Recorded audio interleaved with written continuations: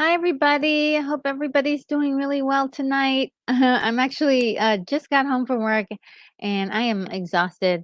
So I look like a hot mess. So we're just going to leave it at uh, dark camera tonight and just a photo. But I really want to have you guys take a look at our discussion for Gargoyles Week 11. It's actually really, really good. So I want to go ahead and start playing that. Let me just check the comments really quickly. We got Moonbeam. Hello, Moonbeam. It says, can't wait. And some other stuff. It looks like you're going to go somewhere else. So I hope you have fun with that. And Amy Joe is here as well. Hello, Amy Joe. We got Bonzo Kilborn. Hello, says greeting Mother Retro. I have to get used to that name. That's really cool. Oh, thank you so much. Mama Bear doll is in the chat, says sharing it out. Thank you so much. Yeah, I just ran home and it's kind of a wild night, but well, yeah, I'm gonna see if I can share this out as well. Or when you're sharing it out, I'll just piggyback off your share. And without further ado, guys, I'm just going to start playing the video because, again, it's really good. We had such a great talk, and I want you to hear it. All right, we're back for week 11, and we have 4 very exciting episodes that we are doing here. Did you have any particular comments to say about this grouping of 4 episodes? I got the feel from like this particular grouping that there was a lot of coming to terms with stuff that they had been fighting with mentally. Ooh. Like their new roles when it comes to a couple episodes, actually. Yeah, and yeah. That is something that was very nice to see. Oh, yeah, yeah. I did love all that. And based on the last episode, which kind of leads to the episode we're going to talk about, we get sort of Goliath coming to the realization the waters of Avalon is sending them to different places, and he needs to stay on that track in order to deal with these things. He called it destiny. And I thought, or fate at some point. And he repeats something like that in one of the other things. So he's a big believer in fate. What I do love about it is that you can see that previously all of the things are really mattering. All of these things that up till this point are really mattering and being considered. Every single thing is being considered as part of the story. And so I love that. It's really weird to see a TV series do that because I've watched so many of them where they just put in a lot of filler and you're like, oh, I wonder if they'll ever bring back this thing. And these guys do it. They actually apply to every story, and they're all really good. So let's get into it. We're on season 2, episode 28, and it's called Sanctuary. The Sanctuary, as it was kind of alluding to the previously on, where Angela finds out that Goliath is her father. Yeah. And of course, the part of which Goliath says that, yeah, they're being taken to places that they need to be. They also show us the Weird Sisters releasing Demona and Macbeth. And when I saw that, I was like, I wonder if we'll see the 2 of them together or separately. And well, the first thing that we see, which is one of the most shocking things, I was like, what is happening? Macbeth and Demona as Dominique, the human, during the daytime, just so in love with each other, and it's just insane how much they're really playing it up. Absolutely. It's very unreal because Yeah, we see them arm in arm, fully romantic, walking down the Champs-Elysees, Oh. something you'd see right out of a movie. Yes. Or And maybe you that had a fantasy you of that. hear him talking with this French woman, Yeah. and so his voice is very distinct. And then they show us the French woman, and we're like, What? And yeah, I thought, like, well, how how maybe how how far back are your memories, guys? Like, yeah, and I how thought it far was back did they release you? exactly, that's exactly what I was thinking, like, and even throughout the story, I'm always wondering about Macbeth's memory because it seems like some of it has been taken away, or I was wondering, it's like, oh, did they just wake up and not have any memory of each other or their past, and then just ended up together? And so that was such a jaw-dropping moment. Turns out that the Manhattan Clan, I would call them, just arrives about the same time in Paris during the daytime. The gargoyles are stoned, and Elisa goes for a little walk and sees what's going on. And she sees these two together, and she's like, "What is going on?" She's got our reaction as Literally, the well. reaction the entire audience is like, well, she's like, Something ain't right y'all here. hate each other, but you're canoodling. Yeah. So yeah, she had the same reaction we did, and at nightfall she goes back to the others, and then she tells them what she saw. And during this time, Angela is actually trying to get a little bit closer to Goliath as her father, but he is just shrugging it off, which I was like, no, don't do the Goliath, no. But he is so set in his ways as far as the tradition of their people, how they've been doing things for a long time, which is the entire clan is your parentage. That's the The way, gargoyle way. and To be fair, she wasn't raised the gargoyle way. She was exactly. raised by people. Oh, yeah, yeah, that's true. That's true. That's true. And yeah, she is just curious about him and wanting to get closer. And every time she does, he just gets really cold. It's kind of hard to see that because you're just like, no, Goliath, give her a hug or something, or tell her something soft and gentle. You know that he can too, because he adopts that way with Elisa. When he deals with Elisa, it's very gentle. Oh, thinking of, how much did you love her making that comment of arriving in Paris, the most romantic place in the world, and Goliath is asleep? Yes, it's like, oh, so what is your Girl. plan?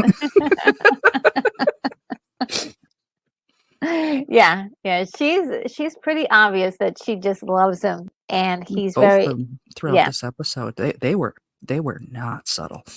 yeah, yeah. They do adore each other. Elisa sees what's going on with Angela and is like really concerned. Upon learning about Demona and Macbeth, Goliath goes out and tries to see what he can find out. When he goes out and finds Demona, she basically like attacks him right away, and he's like, "You're not gonna ruin what I have here. Go back to Manhattan." And it's like, oh no, she's on the warpath. She's gonna kill him. I was just like, what plans does she have? Just concerned about that. What about you? What did you think about that moment? Well, when we first see her in Notre Dame, which that was a slightly heartbreaking moment for me, seeing it upright and in good standing, because that was again filmed and that was, well, Oh yes, done in the yes, yes. 90s. Yes. And when we see her and she hears somebody or is aware of somebody's about to fly in the window, and she's like, "Hello, my love." Who you expecting? Yeah, yeah. A little hint, right?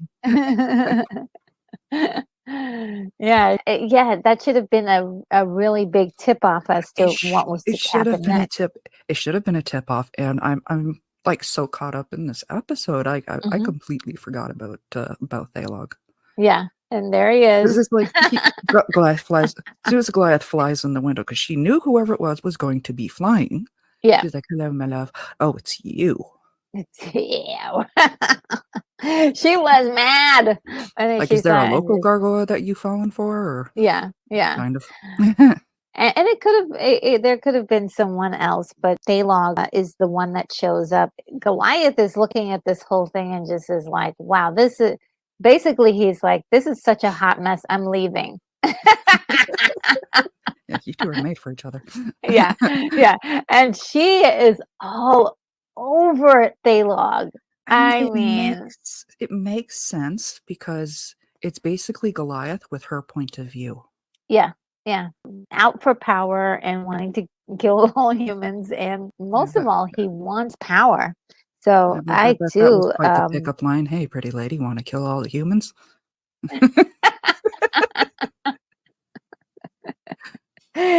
Oh my goodness. Either you run away or you run into his arms. Mhm.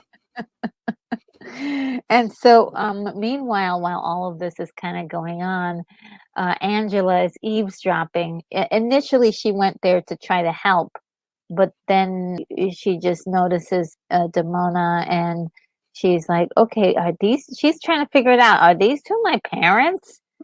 And She does hear Goliath talk about their former relationship.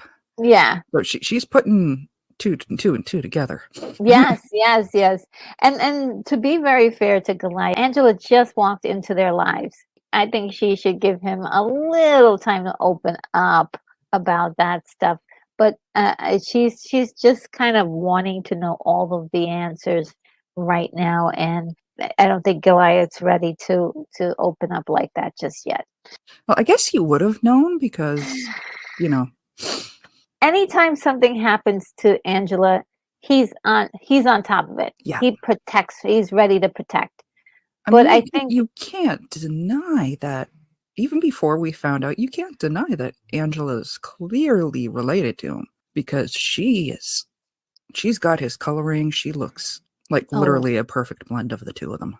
yeah, yeah, exactly. She does look like both of them. It does make you kind of sad, and she's sad in this particular moment.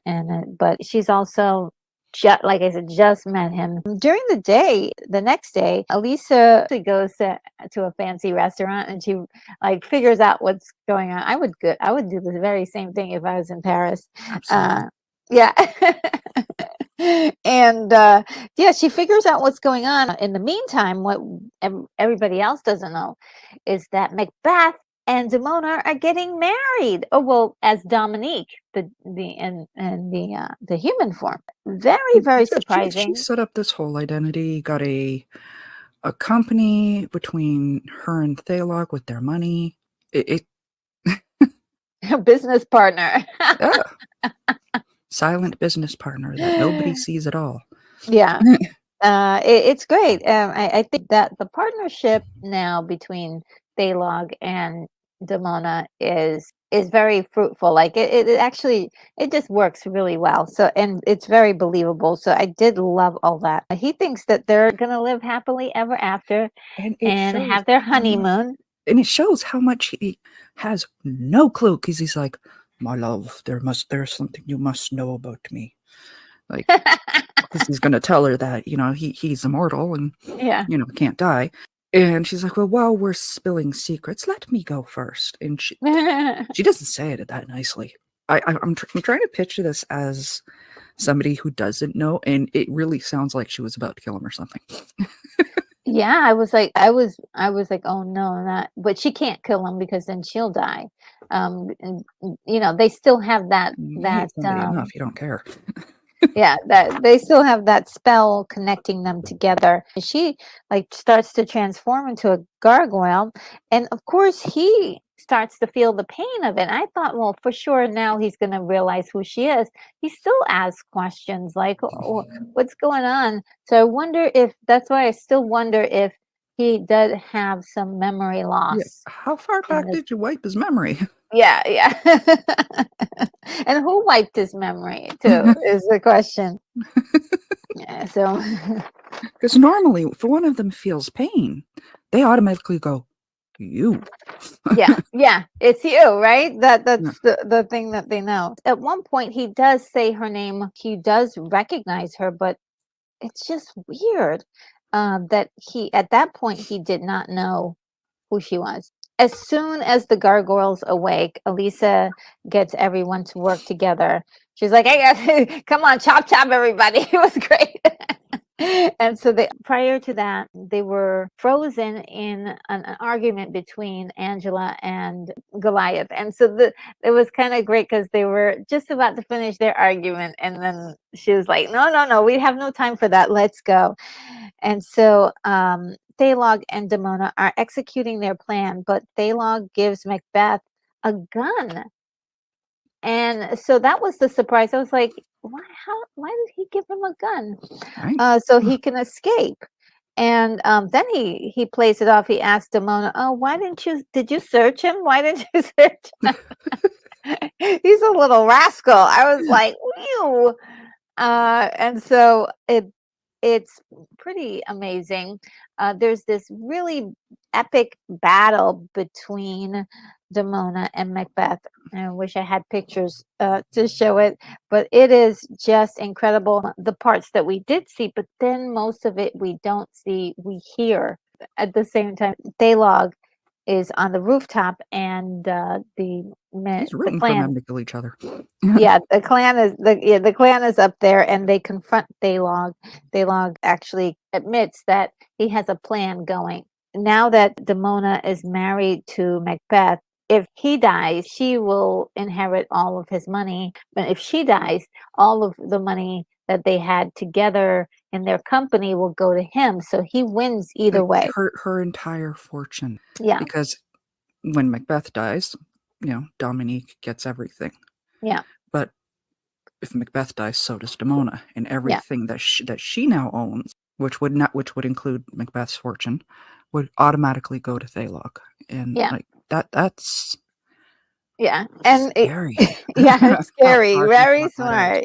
smart. Yeah, and his whole thing, he says, "I'll be on equal footing with Xanatos." Mhm. I was like, "Oh, so there's the secret plan." A very smart character, and I'm not sure if he knew this or not. And you can fill me in if maybe there was something he said, but either which way, he was gambling. One would kill the other, but they are connected. So both of them would have killed each other. I think that's what he was gambling on. Yeah, Because yeah, like that he they would. said, they have no secrets. Yeah. So he understands they are connected. Okay. If So one if what that they if one kills the other one, and that's why he was gambling on it. yeah.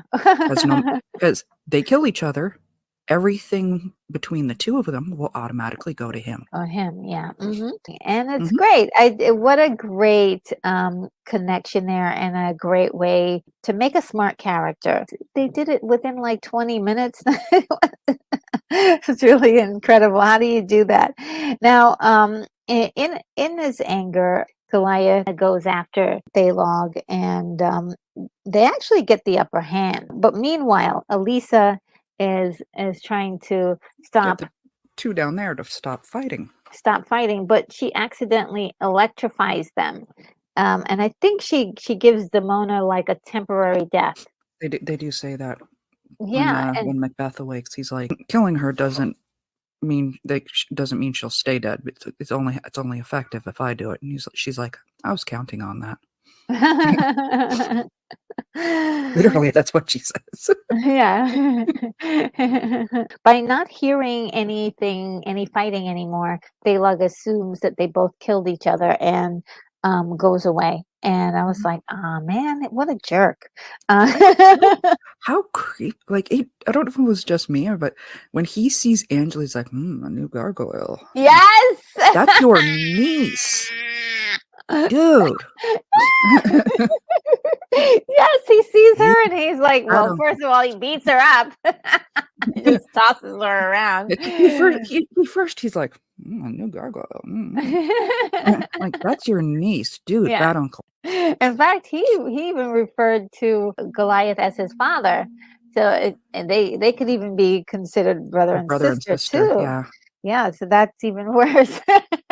Like, it's weird because genetically, he's basically Goliath, but yeah. Mentally, he's been indoctrined by Xanatos' evil, if Mhm. you will.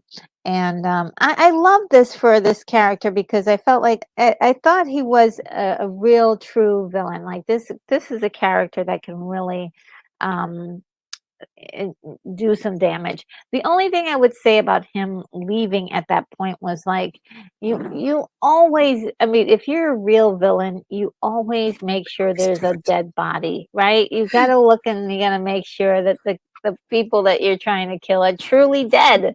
So that's what I love. That's your atypical villain thing, though. Yeah, that's like the trope of a villain. But a real villain like Kind of. actually like make sure the target's dead. And so yes, he flies off. Now Demona gets a good look at Angela and says, "Who are you?" And I'm not sure if she notices anything in Angela. It's just a quick look and a comment, but they don't really get to do much. But Angela is very curious about Demona. She gives her like, she really takes her in, and just before anything else goes on, Thaylog shows up again. I was like, oh, so And he she does runs care. right to him, even Yes, though I'm sure she's put it together that he was trying to kill her. yeah, yeah. She runs to him, and it's just like, wow. And also, you gotta say, like, did he come back for her? I don't know. I think he likes her too. I think it's a mutual thing. It, and to steal a quote from Xanatos, I think they love each other as much as those two are capable of. Yes. Really, to steal that line from Xanatos because it fits. Yes. Yes, it fits. I mean, it's mutual. Because she just cozies up to him really like crazy. I was like, that's abusive. He just tried to get you killed. Literally tried to get you to kill yourself. And he's like, he was gone and he didn't have to come back, and he came back and got her. And Mhm. so I was like, wow, this is I am, gonna have my eyes peeled for more from this couple because they are truly intriguing. We've got Xanatos and Fox, and we've got these two. It's like awesome, awesome, awesome. Yeah, she leaves with him. He takes her away. Then the last thing, which I thought was another sad note with Angela, she's asking Goliath, is Demona my mom? And he's like, I don't hear you. I don't. I no speak easy English. I. I Oh wow! was Look at the like, stars. how did they capture that on in a cartoon form? It was wonderful. I was like, it was I don't like, know you. I don't know anything. and she looks at Elisa and just looking for somebody to give her some answers, and Elisa's like, yeah, Yeah. She's um like, I gotta know. I really gotta know. And she's like, yeah. And that's the look she get because she understands her mom's a psycho. yeah, yeah. It's and it can be really tough because Hmm. like trying to connect with family and knowing that there's somebody in your family that that you just can't see eye to eye with, or is damaging or toxic. So Yeah, for realizing that your parents want to kill each other. Yeah. yes, and they are never getting back together, and yeah. So yeah, I felt really bad for her, but she's a good kid, and so Yeah. hopefully she doesn't. My fear is at this point is that she might go try to talk to Demona, and Demona tricks her into like being a bad person. So I don't think she could be tricked into being a bad person. okay, good, It's something that's just as much of her nature as the betrayal and all of that stuff is for Demona. Because interesting. we've seen by now, Demona was 100% She was playing double duty the entire time. Yeah, yeah. I mean, even though I think she did have honest feelings for Goliath, I think she was just, yeah, just rotten out the gate. Well, like way back even before what happened with, that led up to the massacre Yeah, at Wyvern, she was siding with the Archmage, taking it like being his understudy. yeah, yeah. And that should have been our kind of tip off, like, oh, oh, why is she working with this guy? She doesn't have to. She doesn't have to, but she was set up for failure in the beginning by her own doing, by her Yeah. own hand, which is really sucks. Because maybe there was a shred of something in there that could have been reformed. Well, now we've gone to season 2, episode 29, MIA. We've got a previously on, which just shows us a few moments in the awakening. And we also have the Phoenix Gate featured. The gang all arrives to London. But before they get there, London is being taken over by gangs in the streets at night. But there is a shop where the owners wear masks. Very eccentric. They wear robes and masks all the time. Yeah, all the time. And it's a lion and a unicorn. And I believe it's Leo and Una. Mhm. I believe, yeah. The clan arrives to find a memorial with gargoyles on it. And one of them looks like Goliath. And another one looks like a bird creature. And so they are totally confused by this. But there's a cabbie nearby. The others hide, and Elisa comes in to talk to the cabbie and he says that there's a famous shop in Soho. These people wearing masks are, and she's like, okay, take me to that place. Take there. Subtle. and that was, she says it really loud. Okay, you don't need to shout. I'm right here. Yes, and she says it really loud because she wants the gargoyles to follow her. To understand, she's going follow. Yeah. As soon as she gets out of the cabbie, these goons start messing with her immediately. So just to let you know how bad the streets are in this location, the clan outside of that particular shop just to harass people, because that happened very fast. Yeah, they were like hiding and waiting, and they finally came on. The rest of the clan shows up and they beat the living daylights out of these guys. Like, I gotta imagine how terrifying that must be to see Bronx just coming out of like the off shadows. The rooftops. Yeah. Like, wow. You got this giant dog-looking thing coming at you, but I'm also recognizing what my reaction would be in the sense. Yeah, there's my doggy. Oh man. All right, yeah, the shop owners come out, and as soon as they see Goliath, they start blaming him for How dare you doing show up something. and leave him behind. I Yeah. should have known that you were evil and a traitor, and Yeah. fill in other adjectives. Yeah. And Goliath knows nothing about any of this. Okay, who are you? In fact, I think the first tip off was the statue, because the statue, he was like, I don't know. Him. Yeah. It was him. And he was like, I was never here. I never had that experience. Also, too, as another bit of backup, was that he was under a spell during that time. He was stoned at that point.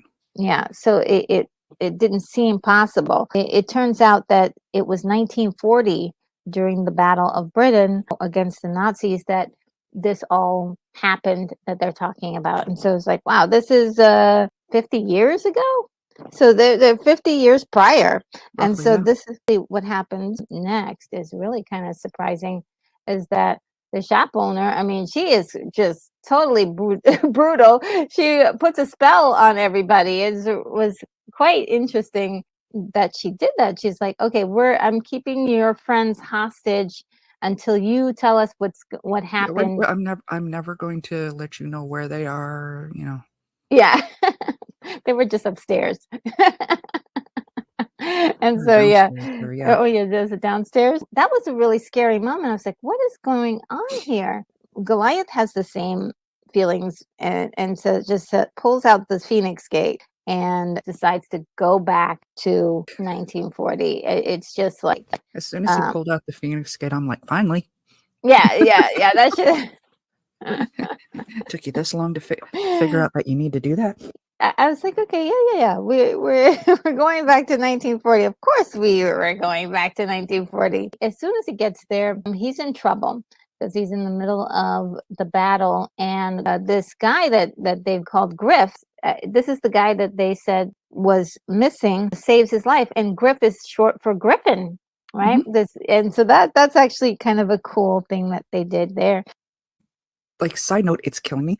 I should have watched, Sherlock after this because it's been playing in my head 'cause I remember those 3 animals specifically Hmm. were mentioned in Sherlock, with the Robert Downey Jr. one, and that there was a connection of Oh. those ones to England, and I Oh. can't remember the connection or the significance of them. Oh, the unicorn, the Unicorn, the lion. griffin, and the lion. The lion, I remember that's the monarch. Okay, Don't. because when I'm thinking Shields. It's killing me because I've seen that movie so many Yeah. times. So when he gets there, Griff saves his life, and then he takes Goliath to meet his clan, which is Una and Leo, Mhm. at the shop. Of course, Goliath again proceeds to make the same promises that got him in trouble the first time. He Thank says, you. "Oh, yeah, I'll keep him safe this time," and they're like, This "This time? time?" Great. Just great. That is really making us feel. Look, we just met you. We just met you. You sound insane. How many times have you done this? I think Goliath is just slightly naive, but he is also smart, but also to know that these mistakes or these statements that he's making are the same statements they're accusing him of, Mhm. and not like saying, well, I'll try. Or like try to talk his way out of it. He's like, yes, I will protect, I will. It's just like you're taking on too much. So here's the other thing is that Griff is the kind of individual that wants to do something to You can't protect just his he community. can't just sit back, and I loved Griff Me too. because my grandfather was exactly like that because they were living in an occupied country during that point in time, Um, and it was the same thing with him. You you can't stand back and watch evil happen and just pretend it's not happening. Yeah, yeah, and that's exactly what he said to these guys. And but the other two, they're like, no, we should stay out of it. Let's just Yeah, stay out of it. we should protect our thing. It's a human problem, it's not a gargoyle problem. Yeah. And he asks Goliath, and he's like, I really don't want to weigh in on this, but from my experience, human problems become gargoyle problems. Griffin just says, "Well, look, I'm going to go out there, and you you guys just take it easy." Goliath is like, he's like, "I'll go with you." I don't know how they got the idea that he convinced him to go out there, but I suppose just him backing him up, it was I enough to Yeah, think I that. think I think that's just one of those things that they told themselves just to make them feel better. I mean, Griff was gonna go one way or the other. Yeah, he That was good. that was eminently clear. Yeah. He wasn't asking permission, he was just telling them. And I wonder if Goliath even showing up in that town is the reason why all of this happened. Like if he had decided to go home, well then Griff would have died in the war pretty much, and that would have been it. So by even showing up, he changes history and saves this man's life basically because Because everything, like, while they're out and fighting is trying to like, it's really clear the universe does not want Griff around anymore in that point in time. yes. Yes, it is really wild. All kinds of it's a very exciting action scene with him because it's like planes that come crashing in. It's out of control. Goliath like saves his life a couple times. He says like, "You got to get out of here. I got to take you out of here." And so Yeah, he they explains it to him. You don't make it back tonight. and it's really wild. I love that story plot because at this point they are supernatural creatures. I mean, or mystical creatures. You can have fate. Have it Very, in for you. yeah, very Doctor Who. This is a fixed point. This is something that cannot be changed. Yeah, yeah. And I did adore that. I did adore that. What I liked about this is that also in the present day, 1990s, the gargoyles, Leo and Una, actually come to their own conclusion that they actually should have gone out there with Griff to fight the Nazis. And by not doing that, they doomed him forever. That was something I really liked. I was like, okay, great. They're not waiting for Goliath to come back and give them the answers. They're coming up with this on their own. They literally came to terms with something they had been fighting with for 50 years. Wow. Yeah. Yeah. It's crazy. Yeah. And that's what, when you mentioned earlier about the mental struggles that characters are going through, this is an Like exact each of them, perfect like example. the previous one in Sanctuary, Macbeth had spent all of this time thinking he wasn't capable of love. Goliath's like, well, you've proven you can. It's just maybe don't maybe like make sure that what they look like at night too. You know. I mean, I get it. She was my psycho ex too. Oh man. It was very interesting how over the years their regret for not going out there and their grief also was part of the reason why they turned to anger, right? Mm, So anger actually has a deeper rooted cause, and not just the anger is up here, but the deeper layers are more like regret and anger. Anger at oneself and for that's often what it is when someone is angry, like when you're angry at somebody, like you really believe you're angry. So you're a lot of the time you're more angry at yourself for something you had done, either it's yeah, neglecting or whatever. or or not realizing something Mm, in time, exactly. or trusting too easily or something like that. I mean, I've been there. I've been Uh, there. so yeah, I adored this. By the end, when they all are reunited, it's just wonderful. Like I said, it was perfect that Leo and Una worked out their problems, and once they all came together, it made sense. And Griff actually notices how the environment has changed Mhm, and how he's still needed in this new community. And they actually clean up the street, mhm. all three of them this time, all three of them this time, because, as they said before, human problems become gargoyle problems. They can't just look away Mm, and pretend it's not happening right exactly. outside their door. Like, I mean, the crimes Literally. were happening, Those right? those gangsters seem to have just camped out front of that shop. Yeah. Every time we see them, it's in front of that shop. Find a new corner. So true. So true. Oh man. And it was really great because when I saw that, I was like, it left me with such a good feeling by the end. So yeah, I loved it. Season 2, episode 30, Grief is our title. Previously on, we have the pack, and it also talks about their upgrades. And then they gently mentioned somebody by the name of Amir, which I didn't catch. I did not catch that originally too. Yeah, I wonder if they added that. They just No, threw I that in if I could remember which episode they mentioned that in, I'm fairly certain it was there, but it was mentioned so offhand casually. Yeah, it's easily missed, and that's the one thing I like the most about these recap things, there. is they help you see the things that you missed, because Yeah, it's yeah. so offhand when they do it most of the time. Yeah, yeah. I mean, that was actually kind of weird. I was like, "Who's Amir?" But it looks like the pack is working for Amir in Egypt inside of a pyramid, and there's something happening at midnight. We don't exactly know what it is. And Hyena makes a move on Coyote, who is like, yeah, no. It's so cool.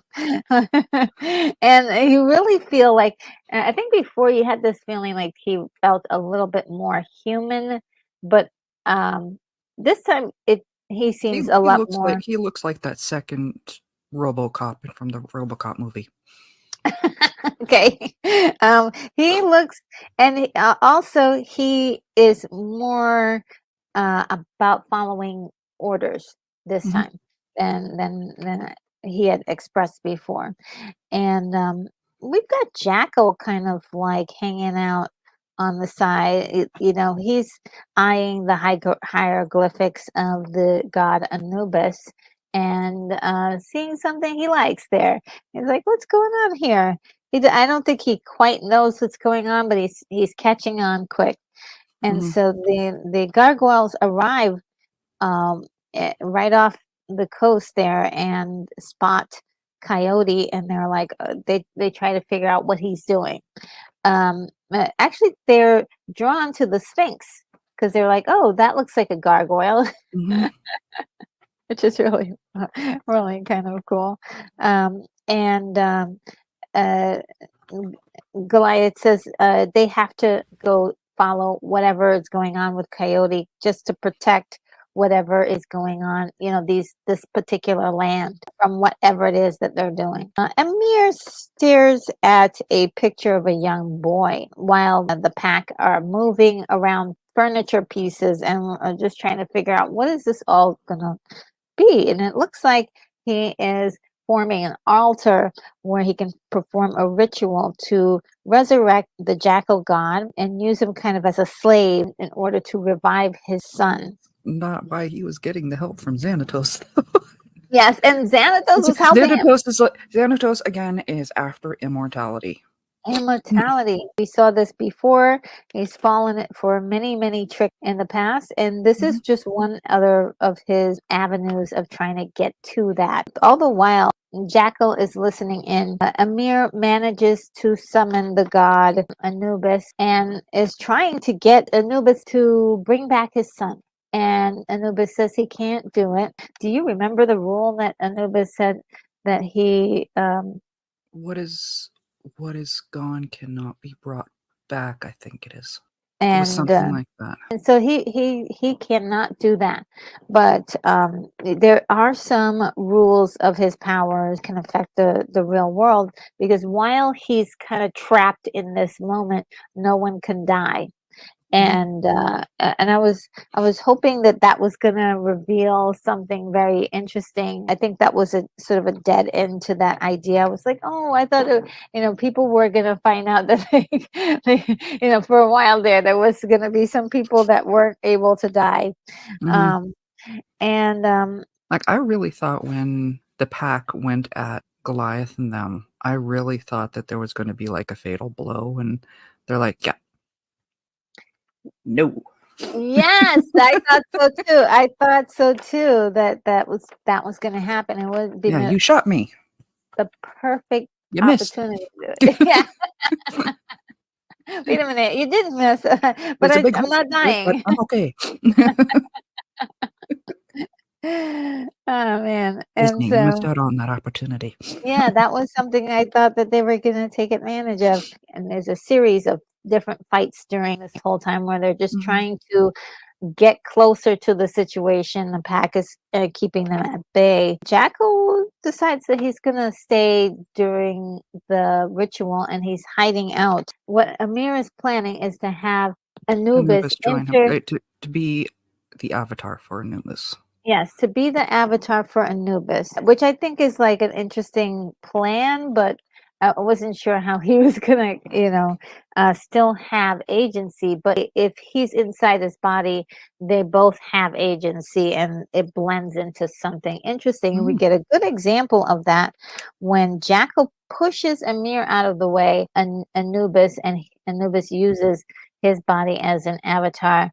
He is now a maniacal monster that is only after spreading death and I love the line from Hyena, and that line was actually memorable for me because it's one that floats back in my head for God only knows reason. When the pack shows up into the room after we see this, Wolf is like, "What is that?" And Hyena's like, "I think that used to be my brother." yeah. And for some reason, that line just stuck with me, and I love it. Yeah. It is one of those moments, funny moments. Yeah, his choices as avatar for Anubis is very interesting. He destroys Coyote like almost immediately. He turns his sister Which of course pisses his sister off. Every time I fall for a guy, you gotta get in between it and works. Yeah. And then he turns his sister into a baby and turns Wolf into a cub. He turns Elisa and all of the gargoyles, ages them up and makes them very old to the point How they can't. adorable was Wolf though as a cub? Like really leave him that way. I know, so adorable. And so I do, yeah, there I have a little picture Yeah, of look at little him, he's cub. adorable. Leave him that way. And so yes, it is really interesting because he starts spreading this aging process throughout the entire planet. And I was like, wow, that's what you do with your power once you get it. I guess it's another one of those moments where it's just a reflection of what's inside of him. Mhm. He was a bad person or just a bad egg, if you will. Luckily, Amir is given the scrolls to read the ritual and make himself the avatar again. And this time he gets it right finally and says now that he has joined with Anubis, he understands what Anubis was trying to tell him. And I think that happened because he's ultimately a good guy. And even though he did all of these unscrupulous things to revive his son, he was actually really a good person underneath it all. And again, this was Goliath getting through to him. And he looked at him while he's like this, and it shows off, he points at Angela, must I lose my daughter to prove that this is evil? For him to actually admit that's his daughter. Yeah. Back with the coming to terms It thing. happened. So I'm glad you're here because I forgot that he referred to her as his daughter, and it's a big deal, right? Yes. For him to Yeah. actually admit that as opposed to the clan's daughter. No, he's like, no, that is my daughter. Now it's his daughter, yeah. Mhm. All through the fighting, he was, anything happened to her. And even earlier when fighting Thalog, anything happened to Angela, he was there. He really cares for her. And I don't know, I hope that she sees that, daddy's there and he cares. And yeah, and I think also too Amir understands the error of his ways and is now ready to transform everything back to the way it was not over. Not only that, he sacrifices himself as a means to get rid of anybody being able to do this in the future. I think that shows such a transformation. I love when characters can do that. It can Mhm. have such an arc in a relatively short story. Elisa asks how the gargoyles were still able to attack Jackal after they aged up so much. Goliath says that gargoyles age at half the speed of humans, but that would explain how They were still they're able to get up and move when Elisa couldn't. It also yeah, explains why, after 50 years, Una and Leo still look yeah, like yeah. very recognizable. Exactly. They actually end the story asking the same questions that we were asking, like, what happened to the pack? What happened to Amir? And I like that because they left it open-ended, but they didn't leave us in a place like, hey, the writers don't know what they're doing. You know, you know what I'm saying? They know that I these are can't blame questions. them for not saving the pack while the place was coming down. I Yeah. mean, Yeah. just saying. And then the sunrises, it was really sweet because they they turn into stone, and it looks like they're guarding the Sphinx. It's really nice. Season 2, episode 31, Kingdom. And I'll have to say this right off the bat. I love this episode so very, very much because this one does not start off with Avalon takes you where you need to be. yes, by this point, you're already ready for the change of pace and, and not hearing that again. It starts off with the previously on. It shows you a little bit about Brooklyn getting the leadership of being second in command, the Xanadu clan, or the Mutates as they call them. Yeah. I like the Xanadu clan. That Xanadu clan. And just them happening. We get to the Manhattan clan in Manhattan, and they are trying to figure out what's going on. And for them, it's only been a couple of days at this point. Broadway goes to Lisa's place and finds that Lisa's cat hasn't been fed in a few days. Yeah, Maya's piling up. I love that he brought Cagney with him. Yeah, that's so cute. Hudson just picks the cat up because it's clear he's missing his doggo. Yes, as he'll do. I just was like, not Bronx, but you'll do. The connection between those two is just so great. Seeing that they're not together, it was a little sad. Brooklyn, who it was chosen as second command, is the one that should be calling the shots at this point, but he's having a little problem. Yeah, and it's clear Hudson is egging him on to accept this role. Yeah. Brooklyn is, and this over and over in the episode, Brooklyn's like, well, why are you asking me? Well, you're the one that Goliath named second in command. It's very clear that he should be taking command at this point, but he's refusing it in many ways. No, I'm not in charge. It's confidence and Goliath will come back. This is only temporary. The guys come up with things to do on their own, and Hudson kind of tricks that or guides Brooklyn in the right direction. No, he tricked him. Yeah. to investigate. Fine. I'll go down to the Mutates' lair and go to their labyrinth, and I'll say hi to your friend Maggie while I'm down there. He said the magical word, Maggie. Yeah. He's like, Maggie? Oh no, I'll go. And I thought that was really cool. Him just tricking him a little bit, but also he was able to suss out exactly how to psychologically. He really should be the leader, right? But he was the leader, and that's exactly it. He was the leader. He was the one before Goliath. Yeah. So he's a great advisor role. Yeah. But he's had his time. And he did say that to Goliath, Yes. You don't go backwards, you go forwards. Yes. Okay, so this is going to be interesting when Goliath gets back. Down in the Mutates layer, we see that this turd. Oh gosh, voiced by Jim Belushi. Thank you. I was trying to place it. But yeah, he's shaking down people. Yeah, it's really awful. What do you got for me?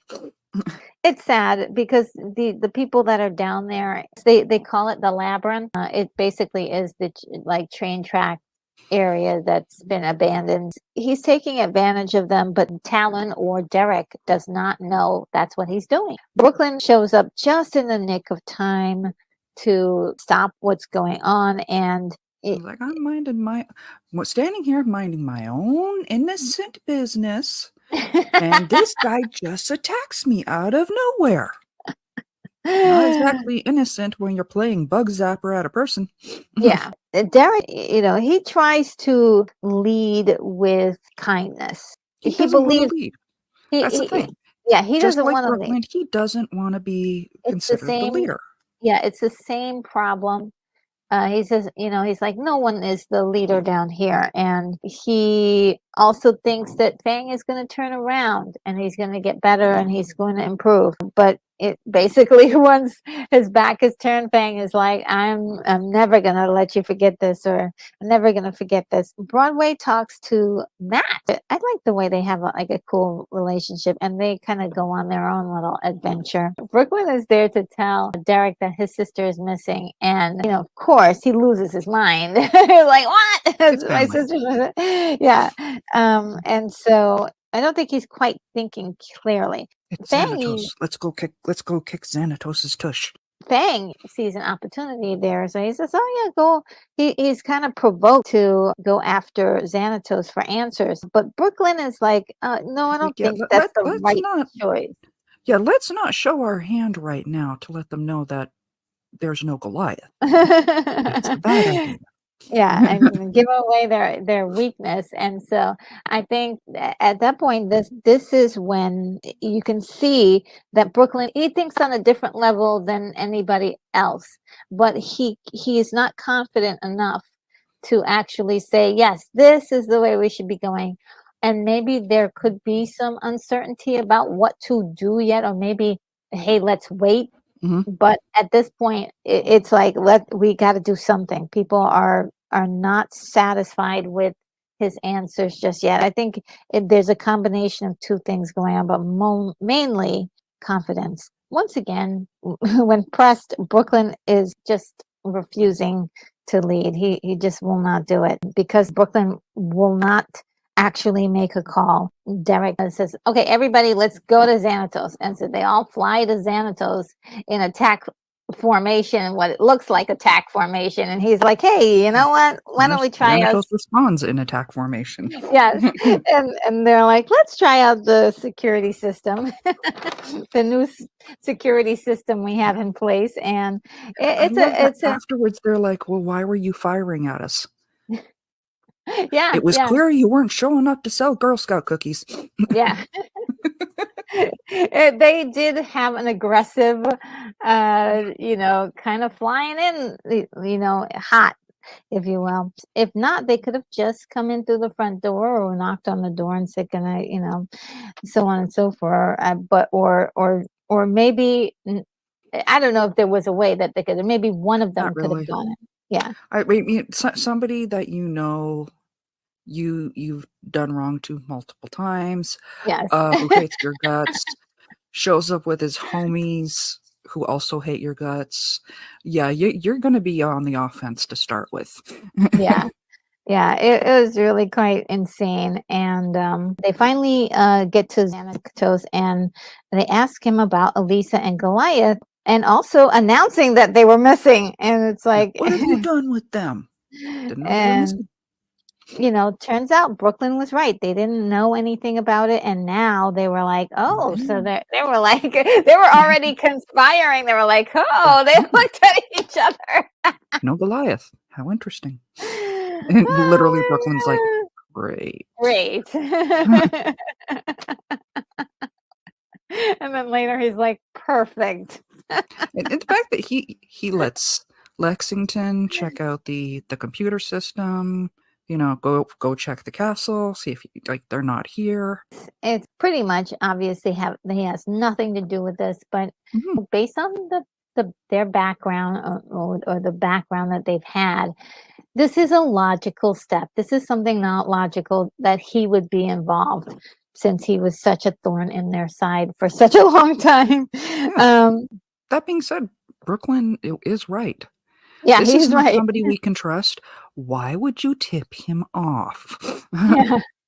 Now, this is the really crazy part that I thought was like another level. Meanwhile, down in the labyrinth, they find this room full of weapons, and so Mhm. this changes the game. And it actually looks like something Xanados might have set up. Laser guns in this convenient little lockbox that it is, as they put it, flying bug zapper proof. Yeah, yeah. I don't It's remember who too calls convenient. himself that, but I'm sorry, you're going to hear me say that a couple times because I found that he referred to himself as a flying bug zapper hilarious. Yeah, and when Derek comes back, he finds that the entire place is militarized and Fang is Yeah. announcing himself as the leader. Yeah, let me in. I'm not in the mood. Yeah, Is that an it's order? No. Just let me in. I'm tired. he has Maggie locked up. Well, The she convinces Claw to let her out. She flies over to the gargoyles and says, can you help us? She flies she's right into Brooklyn's arms, and he's like, it's gonna be okay. And for some reason, he summons the courage to finally be a leader. Mhm. And I was like, oh. Well, I guess love will do that to you. Yeah, And not a sense of duty, a sense of booty. Yeah. he's in love, and He's crushing hard. yeah, and she's like, I just need you to help me. I need to get my boo back. But what I did love about this is that when he did get his courage going, it really felt great that happened. And even Hudson gives him a look of being really, really proud. Yeah, he looks at Hudson. He's like, "You better come too. We're gonna need all the help we can get." Is that an order, lad? Yeah, I Yeah. guess it is. And this little smirk on Hudson, that was hilarious.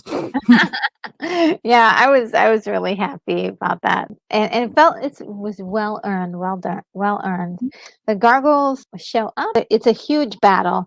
They save Derek and the humans down in the labyrinth because it was getting ugly.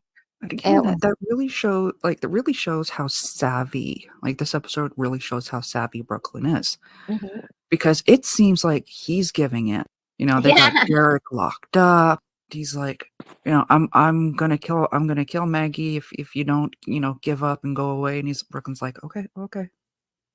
yeah, We'll go. He goes up to Maggie and it's like, yeah, this is a lost cause. We gotta go. You're yeah, coming with me. Say goodbye to your boyfriend. And he's holding her hands while he says this. yeah, And he takes his hands away and she's like this and looks in and the key card yeah. To for open the up thing that the Derek's locked in. cage. Yeah. And it's just wonderful. I was like, yes. I was very, very Yeah, happy. and he still is playing it off. No, you're gonna come with me. You're gonna be my woman. Forget him. Go say goodbye to your boyfriend. It's wonderful, yeah. And I bought, I bought it up, and I was like, oh no. And then when you saw the key card, you were like, oh, okay. They played it off really well. Even she did a little acting there too. Like Yeah, I that thought was you'd really, see it my way. Go yeah. say goodbye to your boyfriend. Like, real. Mm. Well, I gotta watch out for Brooklyn. Fang gets imprisoned in, they switch places basically. Derek comes out of the imprisonment and Fang goes in. And they need to keep him in there because he is a piece of work. And I'm sure this is not the last we're probably gonna see of him. But really the main part of this is the two leaders of their own clans really coming together to say that they're the leaders of that clan, And and they're accepting gonna a role as leader and because both of them are fighting it. yeah, they were both fighting it, and whether it wasn't something that they wanted, but it was a circumstance that led them to be leaders at this point. And people need them. People Mhm. need them, especially I think in Talon's case, they have a huge community of lost souls, if you will, people who are homeless, and they regard this little area, the labyrinth, as a big community, which I had no idea about, which is this is great. So yeah, I can't wait to see what else is in store for these two. And with Brooklyn saying now, I am the leader. What is going to happen if Goliath comes back? Does Um, he continue to be the leader? uh, we'll get there when we get there. Okay. I don't like doing spoilers, so Well, that is an interesting question mm, that is in the back of my mind, and I because can't wait it to is find out. yes, it is inevitable. Goliath will return with Angela and Lisa, and I'm just pointing out with Angela and we've got 3 teenage boys. So it's going to be interesting all around when they show up. Awesome. Yeah. And yep, that's it, guys. Let's see. We've got some homework for next week. This will be week 12. And we're still in season 2. We got a lot of episodes in season 2.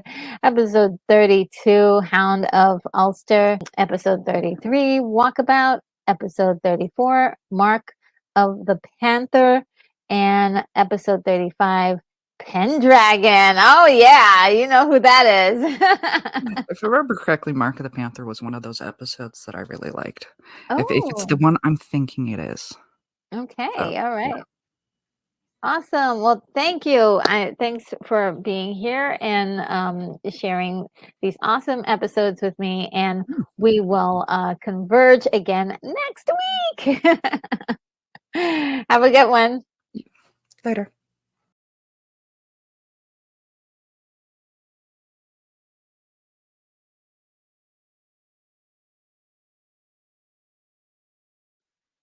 All right, guys, I'm back. So glad to be able to share this with you guys. Our talks are so good. Just loving it. And just wanted to let everybody know that if you haven't seen the epic, epic conversation I had last Sunday with Douglas A. Burton about the Heroine's Labyrinth, man, oh man, oh man, you've got to check it out. It is super, super in depth and completely like it still blows my mind about this brand new discovery that Douglas has made about a way to write and to understand feminine archetypes in film. It's just wonderful. So um yeah, I'm still on the afterglow of that. Let's see. Um, just want to make sure to put in the homework for next week. So this is the homework for next week. Um, there we go. Homework for next week. And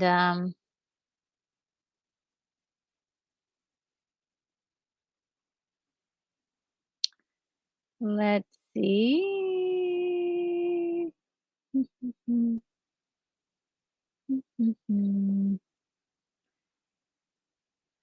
Um,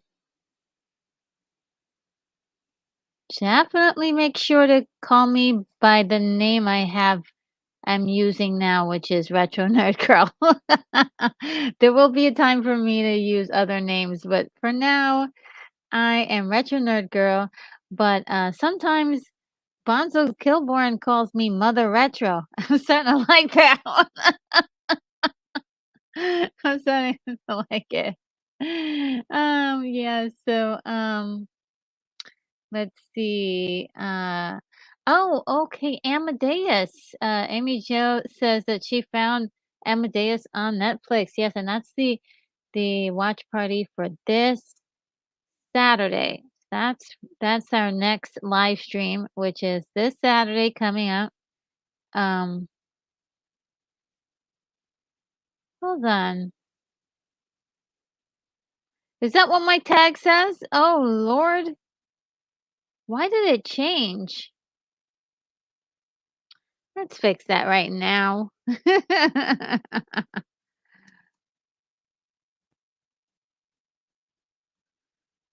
Thank you guys. You guys are so great. You tell me you help me out so much. Thank you. So yes, it's on Amadeus is on Retro is on Netflix. Like I have all my words mixed up. Thank you, thank you, thank you. You guys are looking out for me. And take care let's see. Take care, Lance. Great that you were able to stop in for a little bit. Let's see. And I think let me just double check to see if there's anything else happening this week. Okay, Gargoyles tonight. Oh,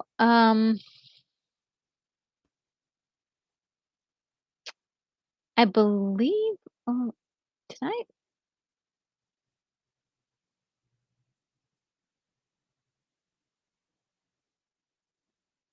There might be a release this week of a brand new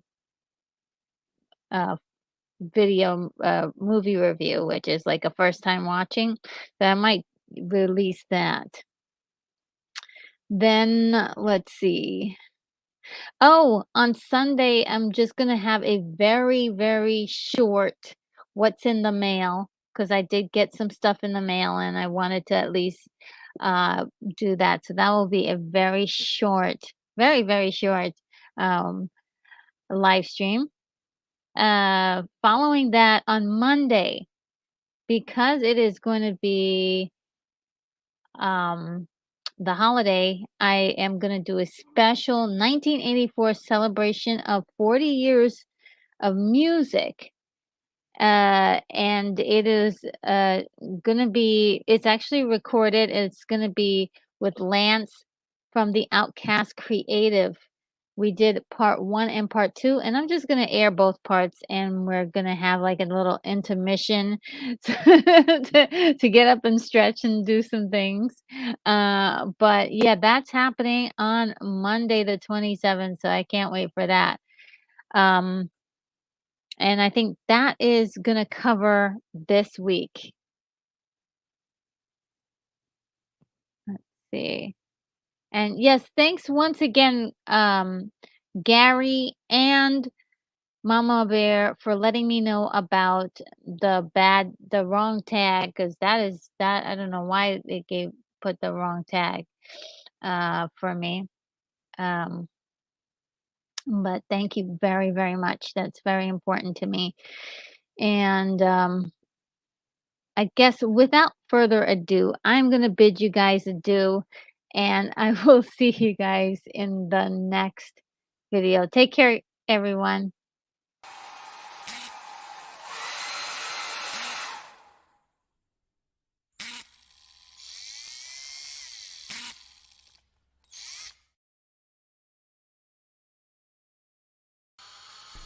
Retro Nerd Girl, you are clear for takeoff.